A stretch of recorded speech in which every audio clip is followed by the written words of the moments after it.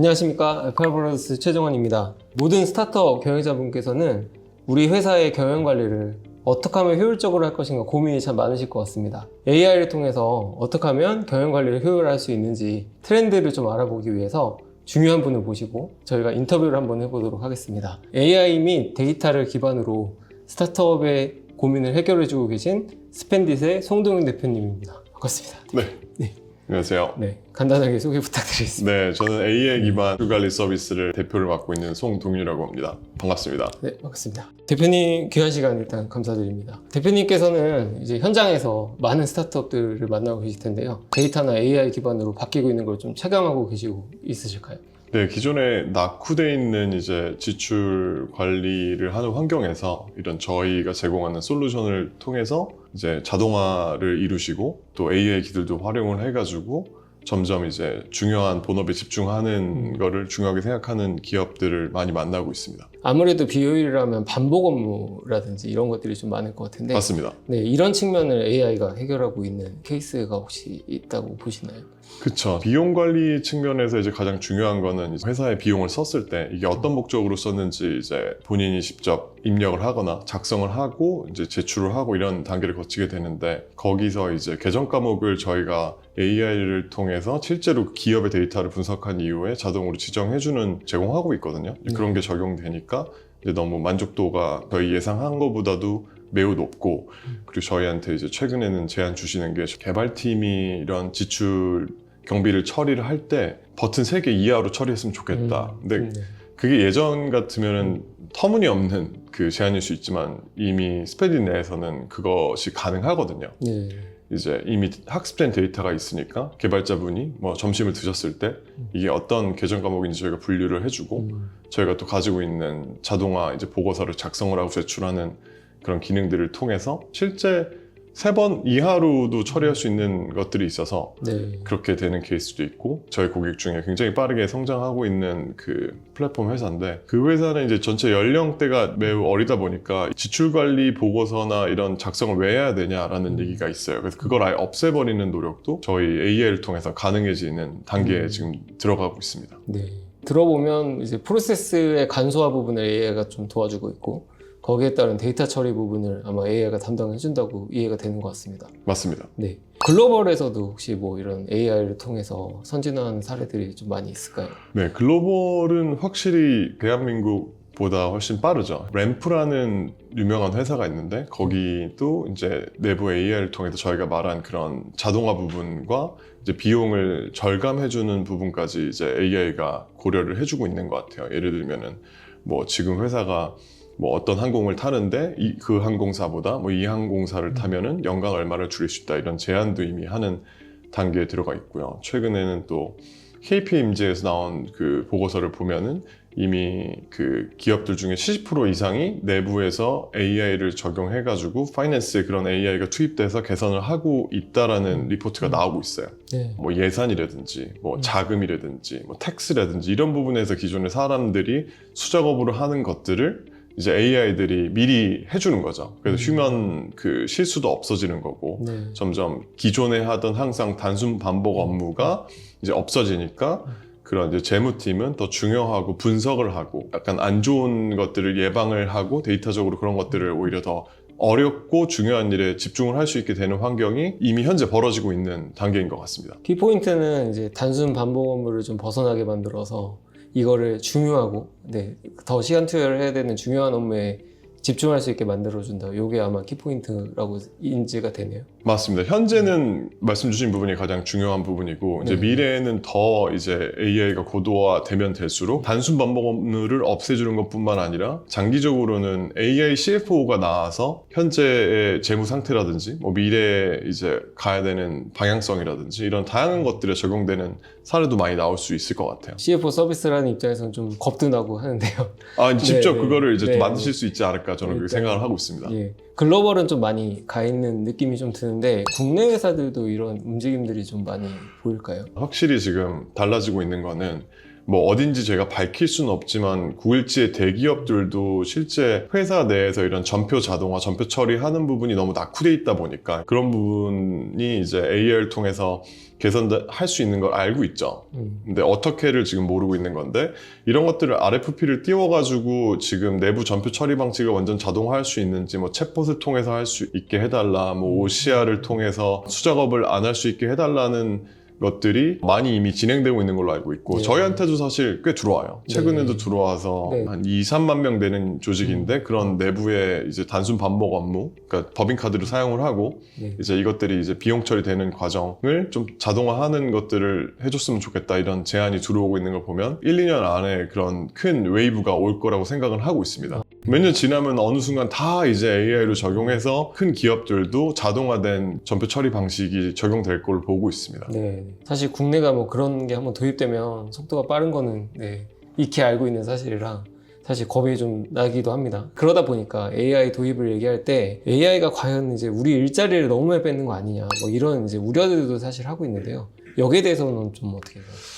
네, 그 부분은 좀 제가 조심스럽기는 한데 이미 그런 일들은 미국에서 지금 빅테크 중심으로 많이 일어나고 있죠. 일자리를 뺏는다기보다 이 일하는 형태나 이런 것들이 좀 진화하고 있는 게 아닌가. 저는 사실 그렇게 생각을 하고 있는 것 같아요. 네. 뭐 일단은 좀 큰 기업 위주로 많이 바뀌고 있는 것 같긴 해서 저희 같이 좀 이제 작은 기업들, 스타트업들 같은 경우도 당장 이런 게 도입이 가능할까 이런 게 좀 궁금할 것 같아요. 제 생각에는 오히려 스타트업들이 이런 걸 받아들이기 너무 좋을 것 같습니다. 네. 대기업 같은 경우는 너무 네. 내부 프로세스도 복잡하고 뭘 하나 시도하더라도 굉장히 네. 이해관계인도 많고 시간이 오래 걸리는데 스타트업은 오히려 좀 가볍다 보니까 먼저 이런 거를 빠르게 받아들이고 시도하는 케이스들이 정말 많은 것 같고요. 국내에서도 모든 스타트업들이 AI를 통해서 지금보다 더 이제 효율성을 극대화해보자가 거의 내부에서 가장 중요한 아젠다로 잡혀 있는 걸로 알고 있고 저희도 마찬가지고요. 네.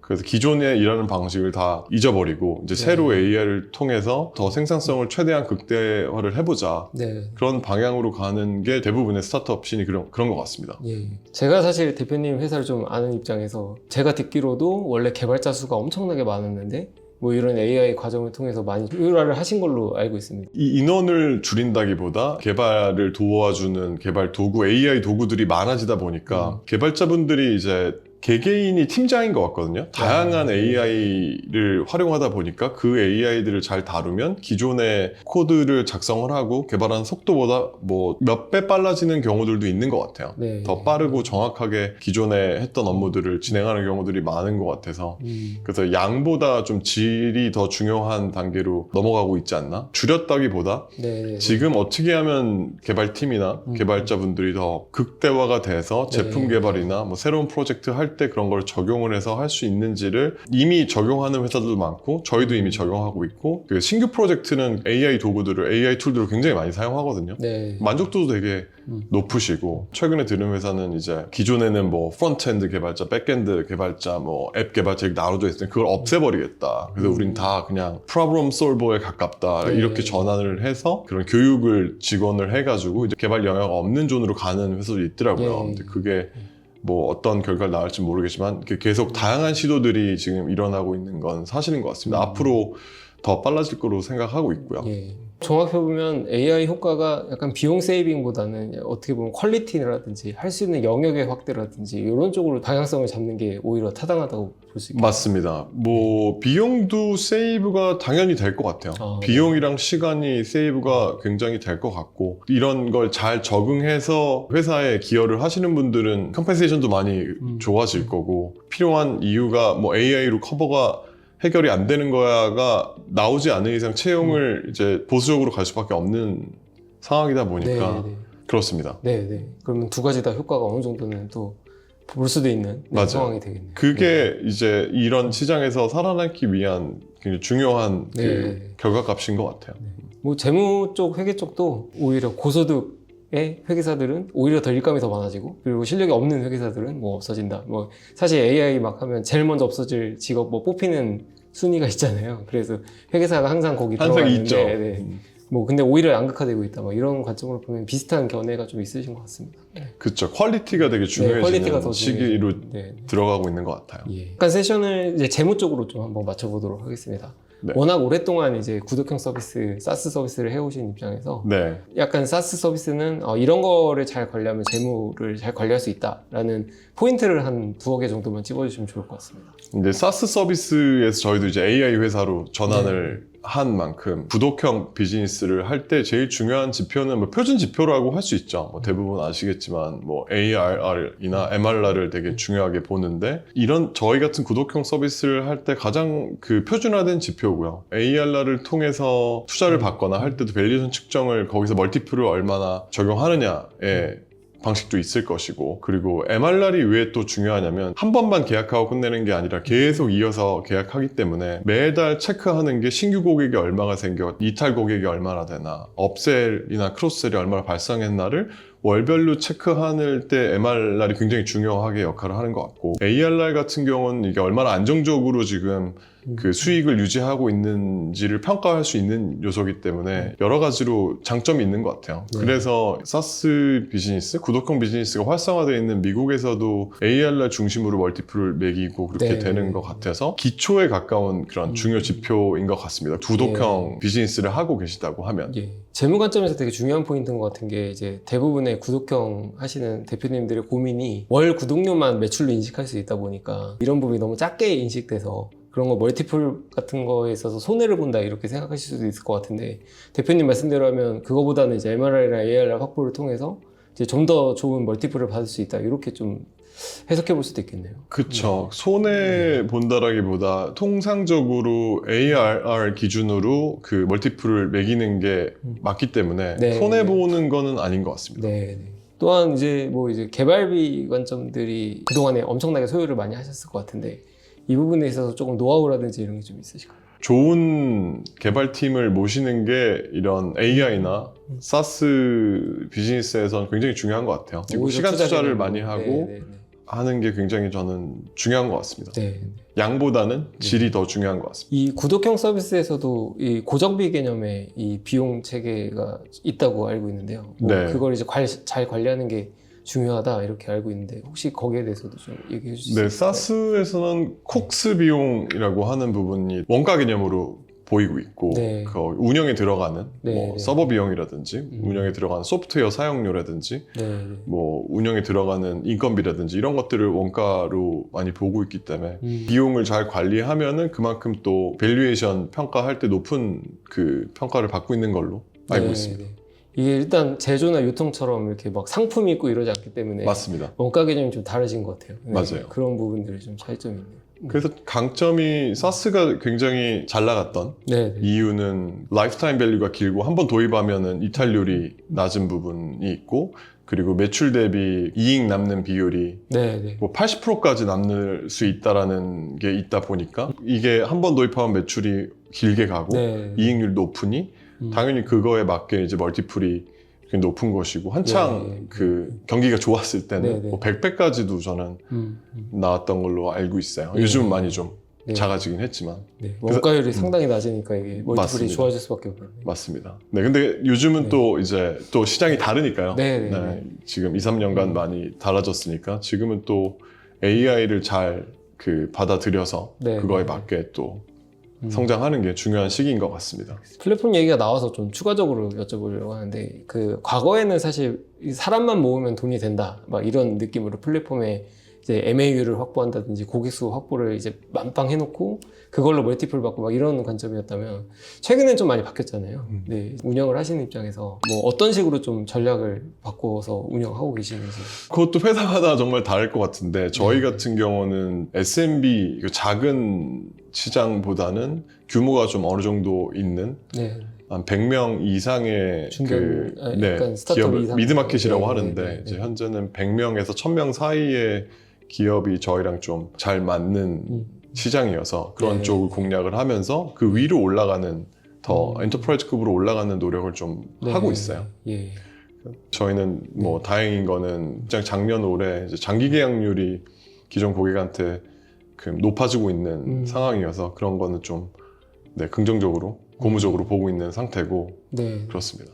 결국에는 리텐션 관리가 좀 되게 중요해요. 맞아요. 그게 진짜 중요하더라고요. 네. 이렇게 시장이 안 좋아졌을 때 특히 네. 중요하다는 걸 직접 좀 잘 느끼고 있는 것 같습니다. 일단 뭐 대략적으로 저희가 오늘 간략하게나마 이제 경영지원 파트에서 뭐 재무나 이런 쪽에서 AI 얘기들을 좀 했는데 앞으로 이제 이 AI가 좀 어떻게 발전할 거다 이런 예상, 예언 이런 거 한번 해보실 수 있을까요? 뭐 당연히 다를 수 있겠지만 현재는 단순하게 아까 앞에 말씀드린 것처럼 계정 과목 뭐 저희는 카테고리라고 부르는데 그런 것들을 자동으로 어떤 용도로 썼는지 뭐 지정을 해주고 네. 뭐 어떤 프로젝트 뭐 누구랑 먹었는지 네. 어떤 폴리시인지 이런 자동으로 해주는 거로 시작을 하겠지만 그럼 이제 되게 이 일이 빨라지니까 그 뒤에는 이제 예측을 해주는 단계로 네. 넘어갈 수 있을 것 같아요. 예.